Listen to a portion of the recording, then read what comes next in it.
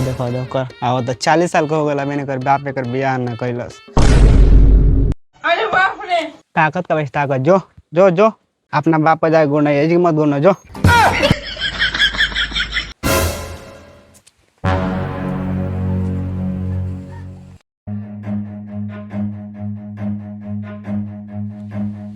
का हो बाबूजी बियाह हमर करब कि ना? तू का चाहता रह आय 40 साल उम्र हो गई हम रणवे मरी। काहे खिसियल बड़ा मत खिसिया का बात ह प्यारो से कहल जाला। रास्ता चलल हमार मुश्किल भइल बा टोला में जाता तो लोग रिगावता कि 40 साल उम्र हो गई कहिया बियाह करब? काहे इतना तेजी आइल बार भैया तार हो जाई शादी लड़की तो देखते बानी सन हमनी के फिर में तो बरले बानी सन 5 साल से तारा खातिर लड़की देखल जाता मगर तारा साइज के लड़की नहीं मिलत तो का कइल जाओ। तारा साइज के लड़की मिली तो जरूर तहार शादी कइल जाई।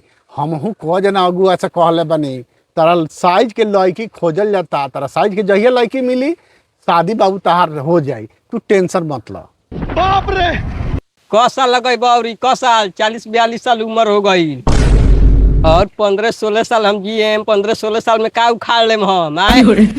बाबू हमार सबर कर बहुत जल्दी तहार शादी हुई टेंशन मत लो। हमनी में का दोष बा लड़की तो खोजते बानी सन तारा साइज के लड़की मिली तब न। अरे बाप रे। सब दोस्त है बुढ़वा में बा सब दोस्त। रे हमरा में कौन दोस्त बा रे? सब दोस्त तोहरे में बा तोहरे चलते हमार हाइट छोट भइल बा। अगर तू नाशा ना कइले रहता तो हमरो हाइट 5-6 फीट भई रही। अरे दारू गांजा सिगरेट भांग पियला के वजह से हमरा पर प्रभाव पड़ल बा तो हमरो 5-6 फीट हाइट भई रही। ऐसन कोनो बात नहीं खा भैया यही जी देखा था हमार हाइट देखबो हमू इनकरे नु लइका हई देखा था हाइट ना हमरा शक बा तू ये बुढ़वा के लइका लागत नहीं ख। दोनों जना कान खोल के सुन लो अब हम करम सही। बाप रे वो एगो चिट्ठी लिख के मारे बगली में लेके मारे। हमरा मरला के कारण हमार बाप बाटे 40 साल उम्र हो गइला बियाह ना कइले सा।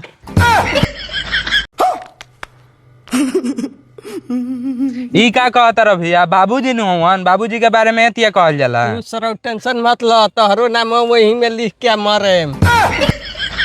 जा दे बाबू मत खिसिया तोहरा बियाह होई तारा साइज के लड़की खोजल जात रे जो जाके हो अगुआ के बुला के ले आओ तो जल्दी करा तो काल से परसों ले शादी एक और। हटा खाली मजाक कइले बड़ा लोग।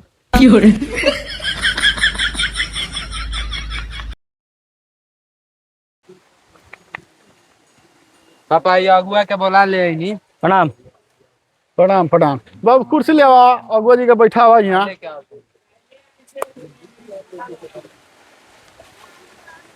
ले बैठी कुर्सी बैठे बैठे अबे।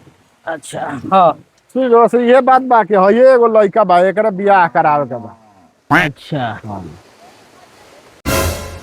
ए महाराज ई तो लड़का के हाइट बड़ा कम लागत है जी 3-3.5 फीट के हाइट बा। ऐसन रउआ के बोलावल बा कि रउआ देखी केहू ने कराई लड़का के शादी रउआ के सुन ले कि बहुत रउआ बियाह कराइले ऐसे रउआ के बोलावल बा। रोरा ठीक सुन ले बानी आज ले तो हमार कहीं फेल नहीं खे भइल सेट करावल तो इहो हम करा देम। हम जेंगन कहेम खाली रौरा हाँ हाँ हाँ करे के बा। ठीक बा हम गयो में हाँ भैंसियों में हाँ सब में हाँ बस बस उहे चाही तबे सेट होई लइकवा के। कोनो बात नहीं ना के तो एकरा अगुआ साइज- रउआ बानी। आ ना तो एकरा साइज के लड़की खोजल बहुत मुश्किल बा। ठीक बा एगो काम करी तनी लड़का के बुलाई हमहू देख ली। ए जी लड़का तो बा ना लड़का खिसिया के भाग गइल बा। अच्छा लड़का आई तो फिर रउआ से बतावल जाई। अच्छा चल फोटो बा रउआ लगा फोटो देख ली। अच्छा कोनो बात नहीं है। अब तो मान ली अब हमरा हाथ में आ गइल बा तो हम तो ना चाहेनी कि हम कोनो चीज फेल करी।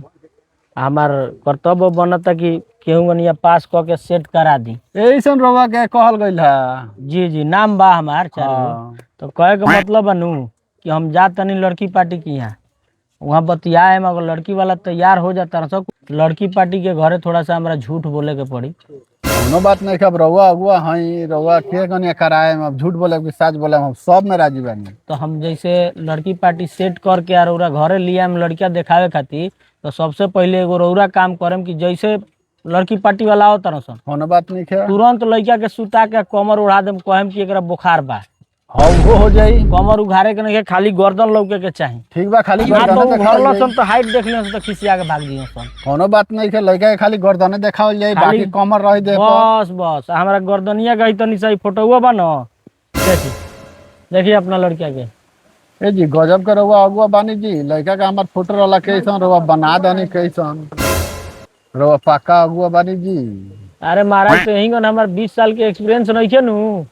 कहनी है जितना करेम, जब लड़की पार्टी आवे तो लड़का के मुड़ी के नीचे से धर तोपल रहे के चाहिए, कोनो ना कोनो बहाना बना देम कि तबीयत खराब बा। ना ना रउआ टेंशन मत ली, ठीक बा। लड़की रउआ जते कहे मोंगे ने आई गर्दने लौकी लड़का के, टेंशन मत ली। आ एगो और बात जान ली, बियाह लगाएम तो हमरा कुछ चाहिए कि ना चाहिए? जरूर मिली, बोली का चाही। हमरा ज्यादा कुछ ना चाहिए, हमरा 51,000 रुपया चाहिए और घर भर के हमरा कपड़ा चाहिए। फंस गया सीएम, इसे पार्टी की मीटिंग समझ के फंस गया। दियाई दियाई दियाई, टेंशन मत ली, दिया नु दियाई दियाई। माने ई ना होई कि सेट करा देनी बाद में ना मिलल। ना ना रउआ का पहले दियाई। हाँ टेंशन मत ली।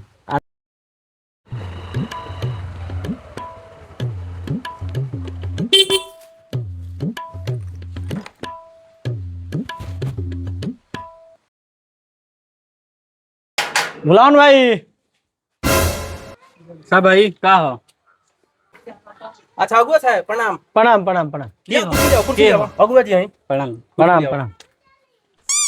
के हटे? भाई हमन छोड़। अच्छा कुर्सी लिया। हाँ बैठ, बैठी बैठी बैठी बैठे। बैठी रो बैठी। अरे कहे के रहला ना हाँ कि हमरा से कुछ दिन पहले रउरा ना कहले रहनी कि एगो लड़का लौकी तो बताइयो बढ़िया तनी पोज पर होके। तो एगो लड़का हमरा नजर में बा, बताई। पीएम हाउस में काम करेला। सरकारी नौकरी हो, प्लस में पैसो बहुत ज्यादा बा, सैलरी। ठीक बा, ठीक बा। एगो काम करी, फोटो दिखाई लड़का का। अच्छा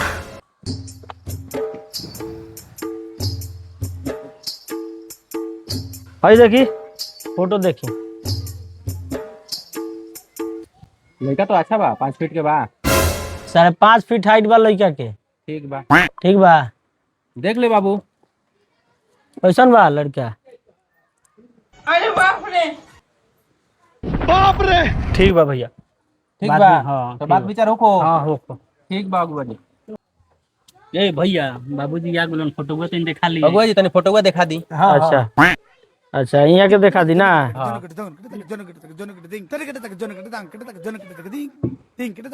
आई देखी लड़किया के फोटो। लड़का तो बहुत बढ़िया बा, हाँ? बहुत बढ़िया बा लड़का। लड़का पसंद बा ना? हाँ हाँ। बात आगे बढ़ाओ जानो। मांग का बाबे? मांग देखी, मांग वो लोग के बहुत ज्यादा बा, कैसे कि सरकारी नौकरी बा लड़का के, तो मांग तो रहबे करी। ऐसे में मांगत लोग कि 5 लाख रुपया एगो बुलेट और ऊपर से जौन सर सामान बा उ चाही। हमनी के सकान में उतना नहीं देन काहे? उतना सकान नहीं खे। अरे कुछ तो- कम उम कराई। अरे तो लइकवा नहीं देखत सरकारी नौकरी करता, पीएम हाउस में नौकरी करेला। तू ठीक बा, ओई में कुछ कम उम करा के करा दी। फंस गया सीएम। उनके जितना अवसर रही न उतना न हमने के देव सो ना चाहे लेव सो अच्छा हैं तो कितना राउरा औकात बा देवे के? हमार हाँ? अरे दिया जाए 2-2.5 लाख रुपया आयो बुलेट गाड़ी दिया जाए। अच्छा 2.5 लाख रुपया दिया जाई। ठीक बा, ई पर फाइनल कर दी। 2.5 लाख रुपया एगो बुलेट पर? हां फाइनल कर दी। तो फाइनल तो माने जाके बतियावे के पड़ी। तो एगो काम करी लो, हाँ अगर लइका लगे से देखे के बा हाँ तो ना होके तो चल के देख ली लो। हाँ आ रउरा लोग के बीच में कुछ नहीं के कहे के, हाँ जैसे हमनी के बात हो गई 2.5 लाख रुपया एगो बुलेट गाड़ी हम बतिया ले मुहा। ठीक बा, हाँ। खाली जेंगा बात होई खाली हाँ हाँ कह देवे के बा। बस। ठीक बा, कैसे कि देखी लड़का जौन बा सरकारी नौकरी करेला आ ओकरा पर चाड़ा उपड़ी भइल बाटे, लोग 10-10 लाख रुपया दे के रउरा हमरा से कहनी तो हम कहनी कि चली अपन आदमी बानी, हमनी ढेर दिन से हमनी के मित्र बानी हां सब। ठीक बा। तो ऐसे कहनी कि रउरे से बतावल जाओ, ठीक बा, तो लड़का के एती करी देख ली सन हमनी के। फिक्स कर जाओ। फिक्स करी। 2.5 लाख का बुलेट। हां फिक्स करी या टाइम दी हमनी के देख ली सन। एगो काम करी ना होके तो रउरा लोग काल आई लो, ठीक बा, काला के लइका देख ली लो। ठीक बा, ठीक बा ठीक बा, ठीक बा, तो चल तनी। ठीक बा। प्रणाम। प्रणाम प्रणाम। आई आई लगाई लो।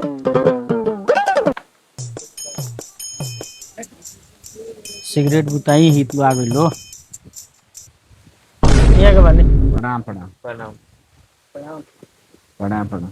प्रणाम बैठी बैठी लोगिन। हो जी बैठ जाई रौरा, यहाँ बैठी यहाँ।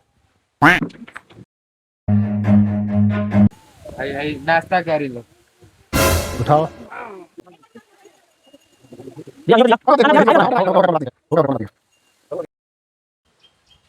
नाश्ता पानी हो गई, मुखिया जी लड़का के बुलावल जाओ, देख लिया। बुलावे क्या लड़का का?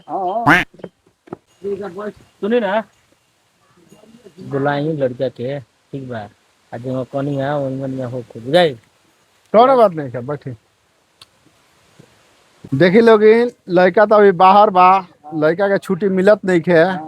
लड़का जब आई ओकर बाद कोनो के बात बा। अभी लड़का के फोटो बा, फोटो रोलो के पहले भी दियाइल बा। अभी चाहे लोगिन तो देख ली लोगिन फिर से, मगर लड़का के छुट्टी नहीं है मिलत। ठीक बा आगे के बात बढ़ाओ जाओ। आगे के बात बढ़ो। अरे मान के चली सरकारी लड़का के नौकरी बा तो छुट्टी ना मिलत हुई। फोटो तो देखते बानी लो, सब चीज तो बढ़िया बानू। हाँ ठीक बा। तो बात हम निकल जाओ, आगे बढ़ाओ जाओ। तो एक काम करता नहीं, हम यहाँ से 2 मिनट बतिया लेता नहीं। पैसा वैसा के जौन बात भइल बा यहाँ से बता दिया, यहाँ के का कहता नहीं, ठीक बा। तो हम यहाँ से बतिया लेते हैं, तो 2 मिनट है ना आई रौरा। कोनो बात नहीं आई है ना, आई। बहुत मुश्किल से शादी सेट भइला, जी। ठीक बा। आई कबो मालूम मत चले दे हम लोग कि लड़का के हाइट कम बा, ठीक बा। हम कहले रहनु कि ना के बराबर पैसा के बात होई, जी, जी। तो बुझी कि फिर भी हम 1 लाख रुपया के बात कर ले बनी। इ तो रउआ आशीर्वाद बा, रउआ वैसन कहले बनी कि 1 लाख मिल जाता। जहाँ 1 रुपया ना मिले का उतनो मिल जाता, वो बहुत अच्छा बा। कौन बात नहीं। नाइयो मिली तो कोनो बात नहीं के बहुत। और तो ठीक बा, तो खाली हाँ हमें हम मिलावे के बा, जी जी जी। हम लोग से बात कर लेते नहीं। नहीं रउआ बतियाई। कहत नहीं 1 लाख रुपया बा तो कुछ पैसा दे दे लोग। अरे 1 लाख नहीं मिली तब हम राजी रहनी है, कोनो बात नहीं। माने एगो बात कहत ना, नहीं, ना, कुछ जी। तो दिया या सर सामान देवे कर लो, जी। तो वही में से कुछ मंगा देता नहीं, या कुछ तिलक के दिन मिल जाए। जी जी, कोनो बात नहीं। तो हम एज रही लो, हम 2 मिनट वो लोग से जी बात जी कर जी जी, लेंगे, रउआ ठीक बा? बतिया। जी जी। अरे ठीक लागत हम सब ठीक बा, कोनो दिक्कत नहीं है, कोनो दिक्कत नहीं है। पैसा दिया जाओ। ए जी, हाँ जी बोले के बात भइल है, तनी 2 मिनट है ना आई लो तनी 2 मिनट।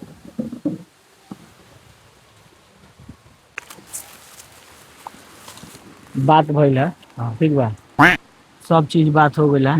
लड़का के तो छुट्टी नहीं के मिलत, तो लड़का के छोड़ी फोटो में तो लौटे बा, उहे नु तनी मनी के अंतर होला। ठीक बा। बात बा कि ना, कहे का मतलब जौन पैसा के बात होता टे, हम कहनी है उनका से कि 5 लाख ना 2.5 लाख रुपया एगो बुलेट गाड़ी देवे खातिर तैयार बा। ठीक बा। कहलन कि कोनो बात नहीं के, राजू भाई तू अपन आदमी बड़ा हमरा के, तो हमनी के तनी 11 मित्र बानी सन, जंगरौरा बानी उ बरन। ठीक बा। कहलन कि ठीक बा कोनो बात नहीं के, होखो उतने पर, तो उतना पर हम फिक्स करा देने 2.5 लाख रुपया एगो बुलेट गाड़ी, ठीक बा। ओकरा बाद रउआ लोग जौन सर सामान देम लो दे देम लो। अभी रउआ लोग एगो काम करी लो, कुछ पैसा रउआ लोग दे दिलो एमे से, आ गाड़ी के पैसा दे के बुक कर ली लो, कैसे ऊपर ढेर लोग चढ़ल बा, ठीक बा। कौन है? पैसा ठीक, तो पैसा लेके आए लोग हम लोग, तो कुछ ओमे से दे दिलो, आ गाड़ी के फुल पैसा दे के सेटल करी लो। 50,000 दिया जाई। भैया बाप जी जीवन कोई लोगन होई। हाँ तो 50,000 दिया जाई, और गाड़ी का पैसा दिया जाई। हाँ तो दे दिलो। ठीक बा। तो बुलेट गाड़ी के तो मालूम बा 3 लाख रुपया, 50,000 में से दे दिलो, ठीक बा। अब बाकी जौन बा तिलक पर दिया जाई। ठीक बा ना, हाँ तो दे दिलो, पैसा दे दिलो, तब दे देबे ये सब क्या देखना पड़ रहा है? बाबू कैसे कैसे लोग पैसा निकालो। लेके आइल बन लो। हाँ अरे आने के छुट्टी ले दिया जाए। हाँ ले 3 लाख रुपया। 50,000 हां दे भाई। बाप जी लो। अच्छा आई ले। बाप रे! 50। चल बैठी लो रह रही, हम वहाँ से आओ तनी बतिया के, ठीक बा। हुआ तो ऐसा बा कि सेट याद हला, ठीक बा। ए जी जी बोली। अथी कहनी है कि सब सेट हो गई, ठीक बा। जी और कहे का मतलब कि 1 लाख रुपया जौन बा, जी 50,000 रुपया देहल हलो, जी। आ 50,000 रुपया कहल हलो तिलक पर चढ़ा दिलो, ठीक बा। 50,000 दिया ला तो 50,000 दे दी। कोनो पहले पैसा, ठीक बा। बाकी जितना पैसा बचता है वो तिलक पर मिल जाए। कोनो बात नहीं, 50,000 50,000 मिलल नु। 50,000 तिलक पर मिल जाए, बाकी सब सर सामान जितना बा उतना मिली। ठीक बा, ठीक बा। तो चली लोग बात विचार हो जा, विदाई कर जा। जी जी चल चलिए। फंस गया सीएम। तो ठीक बा, बातचीत सब हो गई। ठीक बा ना होके तो का कहते नहीं अब का अब यहाँ लोग के जाएम तो जाई है ना तो रहे के बात रही लोग अब हम का कहे अच्छा चलम लो हाँ तो चले के तब सब चीज हो गई फाइनल काजी जी जी जी कोनो बात सब ओके बा सब ओके बा कोनो दिक्कत ना ना कोनो दिक्कत नहीं ठीक बा तो चलल जाओ ठीक बा तो प्रणाम ठीक है प्रणाम चले के प्रणाम प्रणाम चले कौन है ये लोग कैसे कैसे लोग रहते हैं यार यहाँ पर गजब टू भी आदमी